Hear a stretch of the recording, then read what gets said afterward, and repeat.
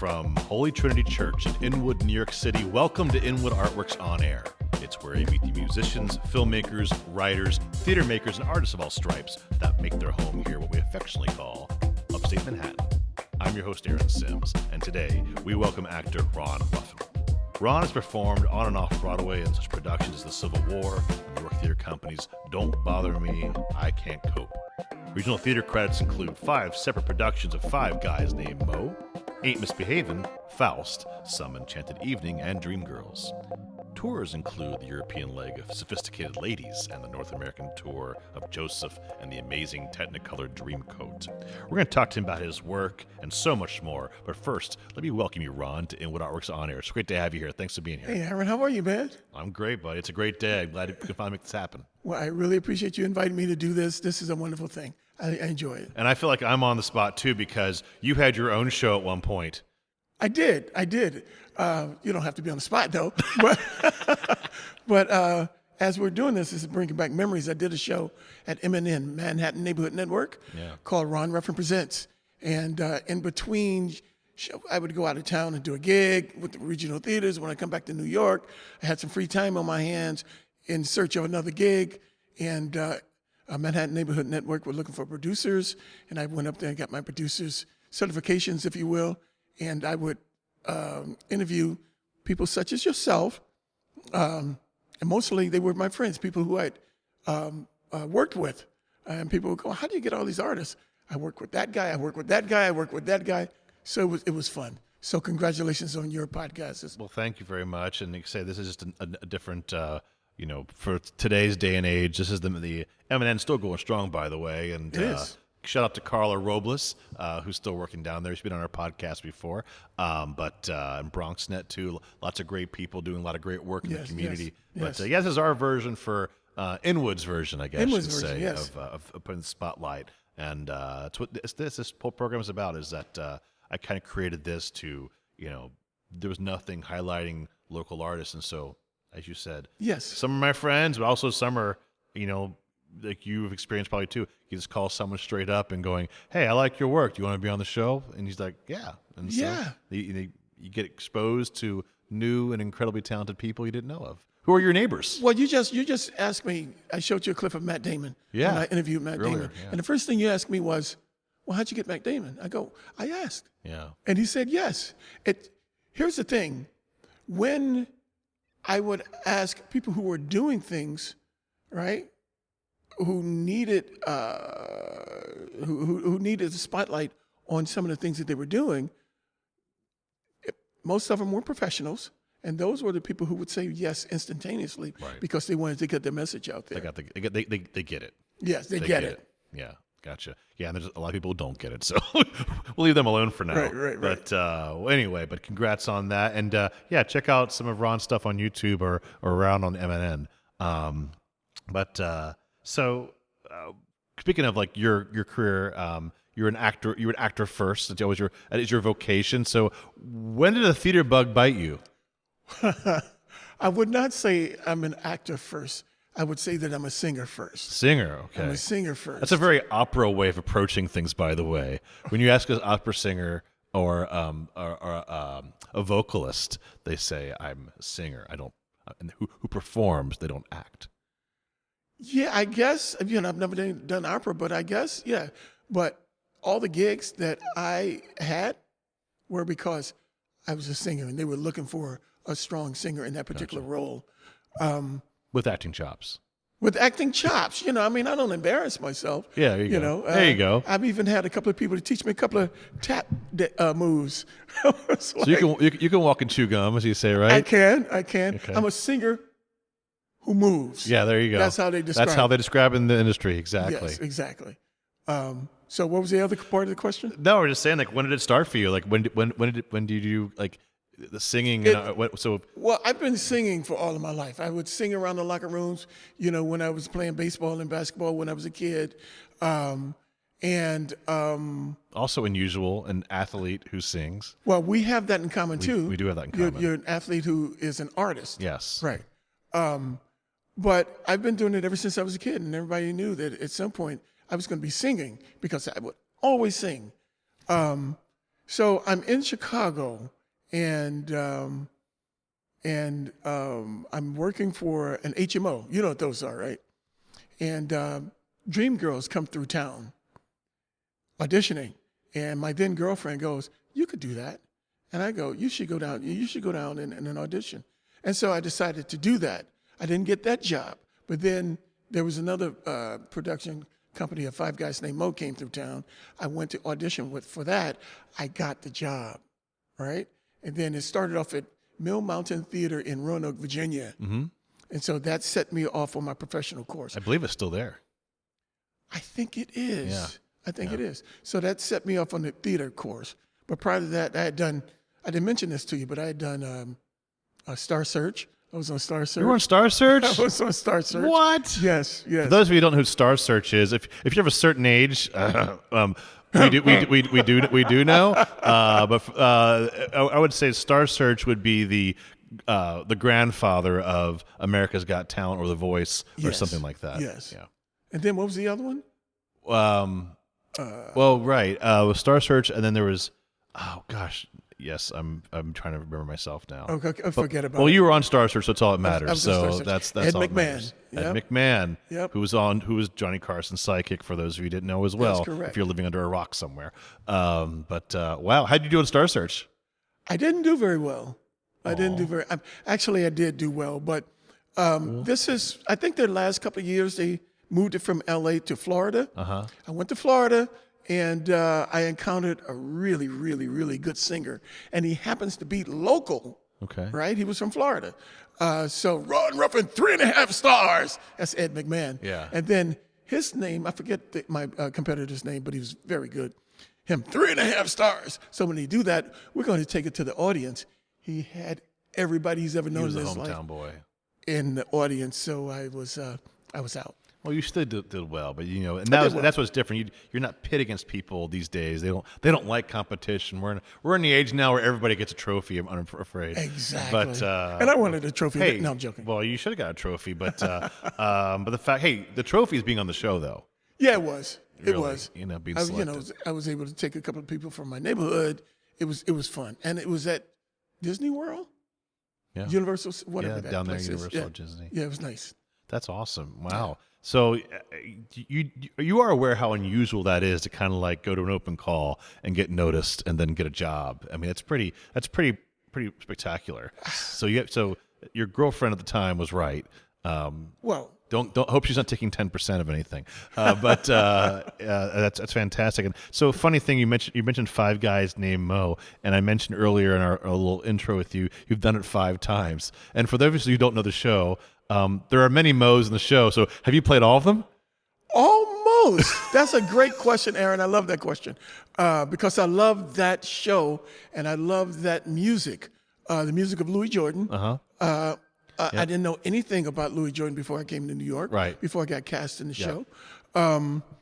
There are 6 characters in the show. How's that? It's called Five Guys Named Moe. Right. There's these 5 guys that jumps out of a radio of a guy named Nomax, right? And then the show begins. Nomax has the blues.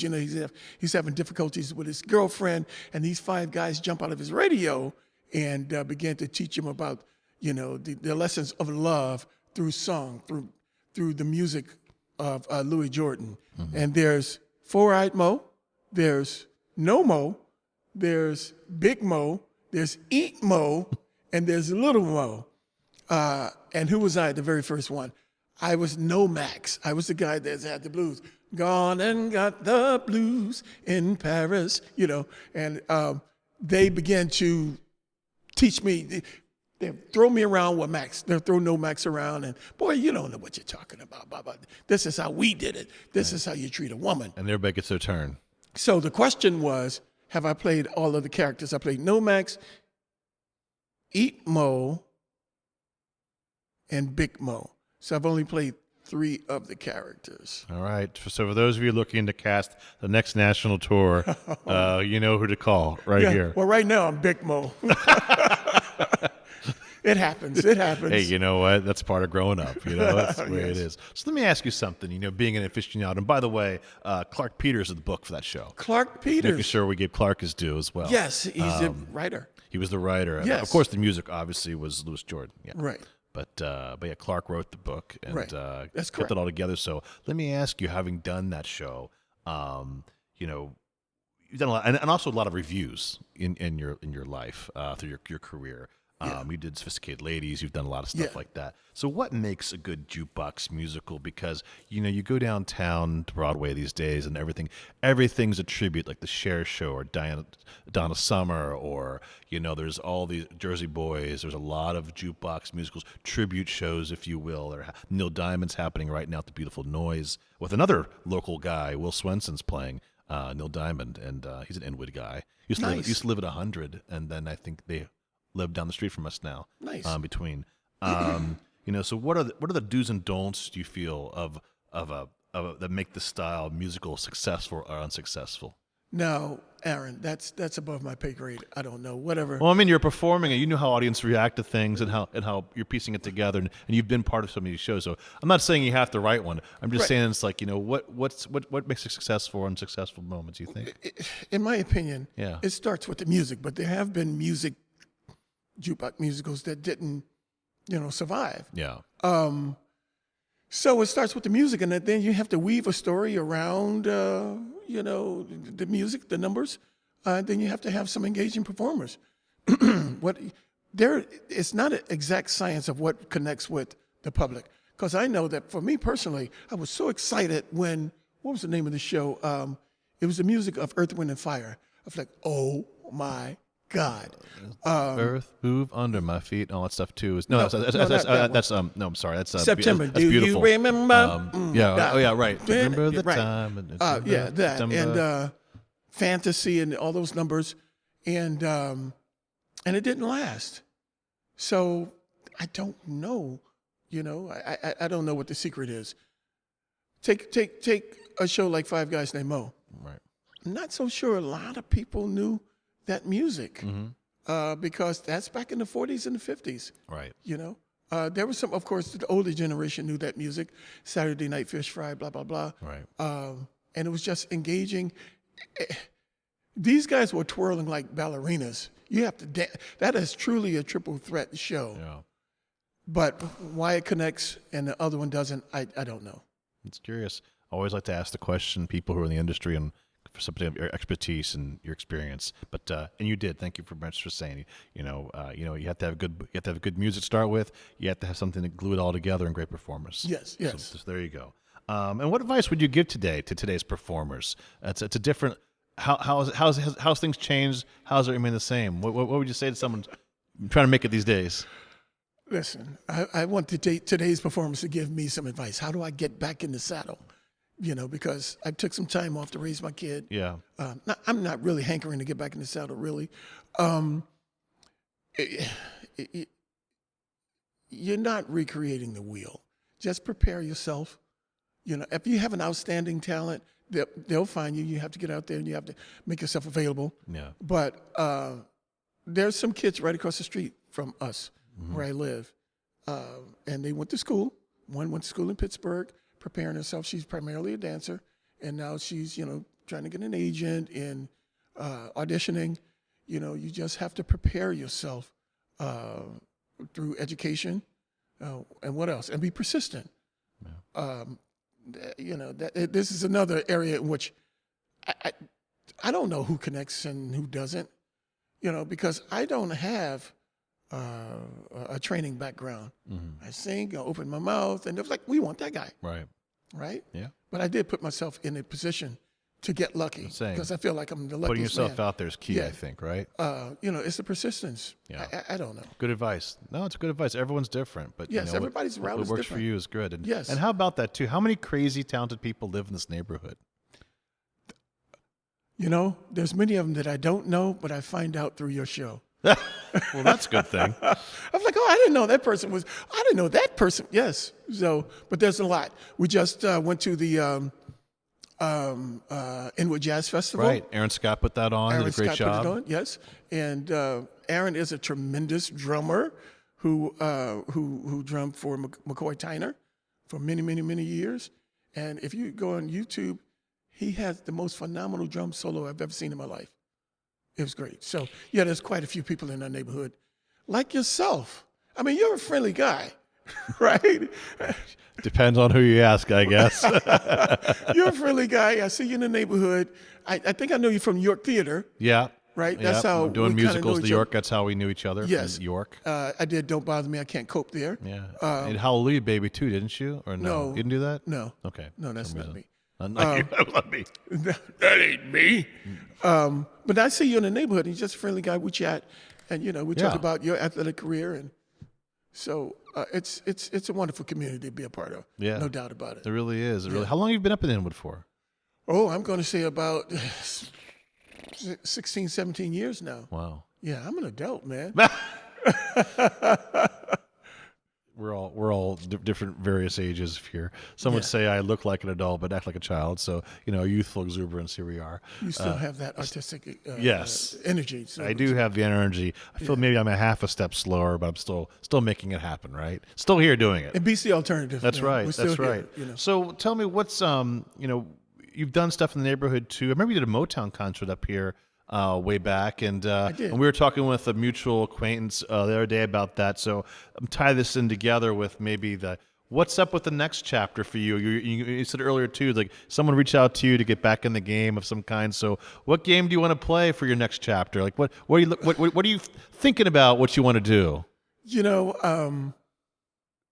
I'm very blessed and complimented and honored that there's a young lady in her 80s. Yeah. Her name is Carol in our neighborhood. Yeah. She's such a supporter of all the artists Yep. in our neighborhood and she's on her board. other walks of life as well. And she never fails to remind me that she's 80 or 81, right? And every time I see her, she goes, "When am I going to hear you again? I need to hear you." Yeah.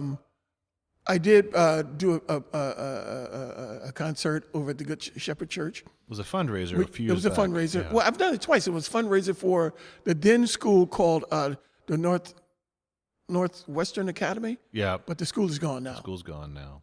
And then we did one at the Good Shepherd Church as well. Yeah. It was called Motown Uptown. Or Uptown Motown, I forget it. I created it, I forget. But anyway, we did it, and it was such a hit in the neighborhood. It was a blast. And Carol remembers it, and she goes, "When am I going to hear you again?" There you go. Now, I've been doing a lot of things outside of the neighborhood. Of course. But she's igniting that fire again, and I'm gonna see if I can do it again soon. That'd be great. Well, count me in the audience. Well, thank you for asking me. Well, Yeah. sure, absolutely. Yes. And do you think? What do you think about that? Because you're a theater guy too, but performer, singer. Like, do you think this neighborhood could support a small theater, performing space dedicated to live performance? What do you think? I mean, we have these wonderful churches. Like today, by the way, again, as I did earlier, shout out to Holy Trinity Church here and their wonderful sanctuary. Which, by the way, anybody can approach Father Gowan here and everybody and put on a show, and I encourage you to do that. But just curious, some people don't like going into churches. Some people don't like going to a park or whatever. There's something to be said about having a dedicated space just to perform. So, just curious what your thoughts are on that. Well, you mentioned it. This is one of the spaces because I think they did a lot of children programs here. They do a lot of family-oriented programming. Okay. Concerts. So this is one of the spaces. Yeah. To answer your question, I think the answer is yes, unequivocally, because we're right off of the train lines, so you can get up here very easily. Then we have a lot of artists right here in the community. Yeah. It's as simple as promoting, what we have here. Yeah. So if we find a proper space, absolutely, I think this community can support it. Well, that's encouraging to hear because I like to ask people who are outstanding performers like yourself and artists because I feel, just again, the whole reason why I started Inwood Art Works was to champion local artists, but also giving the local community an arts-going option uptown so you don't have to go downtown for everything. Yeah. We'll go downtown. Don't worry about us. We'll go downtown. Yeah. We'll see things. Yeah. But how nice it is not to hop on the train. Oh, very nice. Or have people hop on the train to come see us. Yes, exactly. How about that for a change, right? No, exactly. Upstate Manhattan, baby. Upstate Manhattan, baby. Well, Ron, it's been a pleasure speaking with you. Is there anything else you want to cover that we haven't had a chance to talk about? Oh, my God, yeah. We could be here all day, but just curious. I know, we can't be here all day. No, it's just, I'm enjoying talking to you, having a fun time. It's right in the neighborhood. Mm-hmm. I rode my bike here, right? So What's I'm saying? It's a local arts going option here, exactly, and now exactly. people can hear about you, and hear your friendliness, and approach you on the street now. Next, oh my God, and who knows? Maybe that next gig will come from that. But we would love to see that Motown concert, and it's going to happen. and we'll hopefully let people know about it when that happens. Okay. It's going to happen. Excellent. Thank you so much for You having betcha. me. And where could we send people to hear about anything else you do? Like, where do you get the word out? Do you have a Instagram or social media or anything like that? What is my Instagram? What do you do? What do you do do you have a website? What do you do to send people? Well, if you can reach me on Facebook at Raun Ruffin, and then we'll figure it out. We'll let people know. We'll put in the description of the episode. Okay, so I'm Raun. It's Raun. How you spell Raun, right? Yeah. Raun. I'm on Instagram. My last name Ruffin, Ruffin. So you can hit me on Instagram. There you go. And you can hit me on Facebook. There you go. See, it's all about connecting people. I'm there, At the end of the day, see, you gotta lead people to each other. You know? One thing I want to say before I leave. Yeah. One of the reasons why I'm kind of like out of the loop, Yeah. because I'm having a fantastic time raising my son, who is now 14 years old, and he's like totally into baseball. And so we do a lot of travel baseball. Yeah. Travel meaning going out of town. Yeah. Georgia, Atlanta, Birmingham, North Carolina, those kind of places. So that's why I'm kind of fat here, eating on the road, but having a wonderful time. Just want to get him. And thank you for fitting us in between games today, because I know Yeah, we do have 'em today. it was a whole scheduling thing today about whether and whether we can get Ron to come here because of the schedule, which I admire about Ron. Because again, I understand being a former athlete and and family first. And the good thing though about arts is that you can always come back to it. It's there waiting for you. Yes. Athletics, not always. You're on a clock. Yes, you are. And your knees and your joints and that's everything correct. else. There's only so much time. That's correct. That's you know, but well, I'm glad you're enjoying your family and everything. And if you see around in the neighborhood, say hello to them. Yes. Hello, everybody. Thank you. My pleasure, Ron. Thanks again for coming here and enjoying our Artist Spotlight edition of Inwood Art Works On Air. It's, again, where we meet the musicians, filmmakers, writers, theater makers, and artists of all stripes that make their home here in northern Manhattan. If you have a moment, please show us some love right now and rate and review this podcast 5 stars on Apple Podcasts or wherever you get your podcasts for that matter.